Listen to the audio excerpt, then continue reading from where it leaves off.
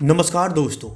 संकट मोचन हनुमान जी का मंदिर उत्तर प्रदेश के वाराणसी शहर में स्थित है, जिसे महर्षि तुलसीदास जी के द्वारा बनवाया गया था। मान्यता है कि 16वीं शताब्दी में जब महर्षि तुलसीदास जी ने रामचरितमानस व हनुमान चालीसा की रचना की थी, तब भक्त हनुमान ने उन्हें इसी जगह पर दर्शन दिए थे, जिसे वाराणसी का प्राचीन हनुमान मंदिर भी कहते हैं। जब भगवान हनुमान ने महर्षि तुलसीदास जी को दर्शन दिए थे, उसके कुछ समय पश्चात महर्षि तुलसीदास जी ने उसी जगह पर हनुमान जी को समर्पित मंदिर का निर्माण करवाया और उसका नाम संकट मोचन हनुमान मंदिर दिया, अर्थात अपने भक्तों के संकट को दूर करने वाला। आज हम आपको वाराणसी का संकट मोचन हनुमान मंदिर के बारे में विस्तार से बताएंगे।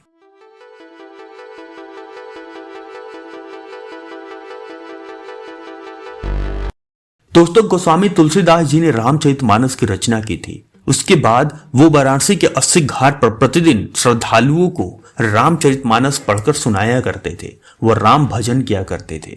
उनके कथा सुनने एक वृद्ध प्रतिदिन सबसे पहले आता और अंत में जाता था। वह सभी भक्तों के पीछे अंत में बैठा करता था। तुलसीदास जी प्रतिदिन सुबह के समय पीपल के वृक्ष को पानी दिया करते थे। एक दिन उस पीपल के वृक्ष पर बैठे पिशाच ने उनसे पूछा कि क्या वे श्री राम से मिलना चाहते हैं। तुलसीदास जी यह सुनकर उत्साहित हो गए और उससे पूछा कि लेकिन मुझे श्री राम से मिलवाएगा कौन। तब पिशाच ने उत्तर दिया, हनुमान। यह सुनकर तुलसीदास जी शंका में पड़ गए। तब उस पिशाच ने उन्हें बताया कि आपकी राम कथा सुनने जो एक वृद्ध प्रतिदिन आता है, वही भक्त हनुमान है। यह सुनकर तुलसीदास जी अति उत्साहित हो गए।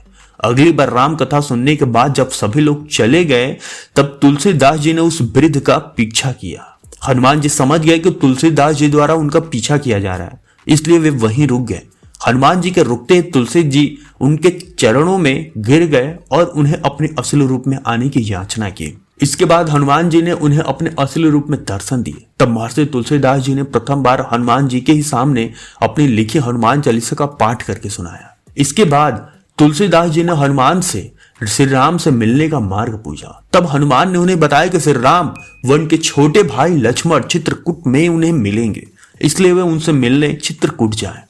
इसके बाद हनुमान जी वहां से चले गए। हनुमान जी जिस घाट पर तुलसीदास जी के द्वारा रामचरितमानस का पाठ सुनाया करते थे, वहीं पर तुलसीदास जी के द्वारा संकट मोचन हनुमान मंदिर का निर्माण करवाया गया। दोस्तों, संकट मोचन हनुमान मंदिर 8.5 एकड़ की भूमि में फैला हुआ है, जिसमें मुख्य मंदिर 2 एकड़ की भूमि पर स्थापित है। बाकी की भूमि को वैसे ही रहने दिया गया है, जो कि वन क्षेत्र है। इस वन में हनुमान जी के ही रूप में हजारों की संख्या में वानर यहां से वहां विचरण करते रहते हैं। मंदिर में भगवान हनुमान की मूर्ति इस तरह स्थापित की गई है कि उसका मुख अपने प्रभु भगवान श्री राम की ओर है और वे उन्हीं को एक ही एक टक में देखे जा रहे हैं। भगवान हनुमान की मूर्ति के सामने श्री राम, माता सीता व लक्ष्मण की मूर्तियां स्थापित है। दोस्तों, यहाँ हर वर्ष लाखों की संख्या में श्रद्धालु आते हैं और भगवान हनुमान से अपने संकटों को दूर करने की प्रार्थना करते हैं। इस मंदिर में भगवान हनुमान को विशेष बेसन के लड्डुओं का प्रसाद चढ़ाया जाता है। इन लड्डुओं को मंदिर में ही विशेष सामग्री के साथ देसी घी में बनाकर तैयार किया जाता है, जिसे बांस के डिब्बे में पैक करके भक्तों को दिया जाता है। इस प्रसाद की ख्याति देश ही नहीं अपितु विदेशों में भी है। दोस्तों, यहाँ आने वाले भक्तगण हनुमान जी को चमेली के तेल में मिला सिंदूर चढ़ाते हैं। इसके अलावा चोला वस्त्र जो कि पीले रंग का होता है, वो भी चढ़ाया जाता है। मान्यता है कि ऐसा करने से उनकी हर मान्यता पूरी होती है। इसी के साथ वहां के बंदरों को भी भक्तगण केले व अन्य फल खाने को देते हैं। दोस्तों, इस मंदिर में हर वर्ष भक्तों के लिए एक विशेष संगीत समारोह का आयोजन किया जाता है, जो अप्रैल माह में लगता है। इस समारोह में देश विदेश से कई हनुमान मंडली, गायक, कलाकार अपनी प्रतिभा दिखाने आते हैं। मंदिर में कलाकार अपनी प्रस्तुति देने के लिए किसी प्रकार का शुल्क नहीं लेते हैं। दोस्तों, भक्तगण यहाँ विशेष रूप से मंगलवार व शनिवार के दिन आते हैं। इस दिन हनुमान जी की पूजा करने का विशेष महत्व होता है। संगीत समारोह के अलावा यहाँ पर विशेष आयोजन रामनवमी, हनुमान जयंती, दीपावली इत्यादि त्योहारों पर किया जाता है। दोस्तों, यह मंदिर प्रातः 5 बजे खुल जाता है। इस समय सुबह की आरती होती है व साथ ही हनुमान चालीसा का पाठ किया जाता है। सुबह की आरती विभिन्न ढोल नगाड़ों व मंत्रों के साथ की जाती है। मंदिर दोपहर के समय 12 से 3 बजे के बीच बंद रहता है। इसके बाद संध्या की आरती 9 बजे होती है। उसके बाद मंदिर बंद हो जाता है। मौसम में परिवर्तन के अनुसार आरती के समय में भी थोड़ा बहुत परिवर्तन संभव है।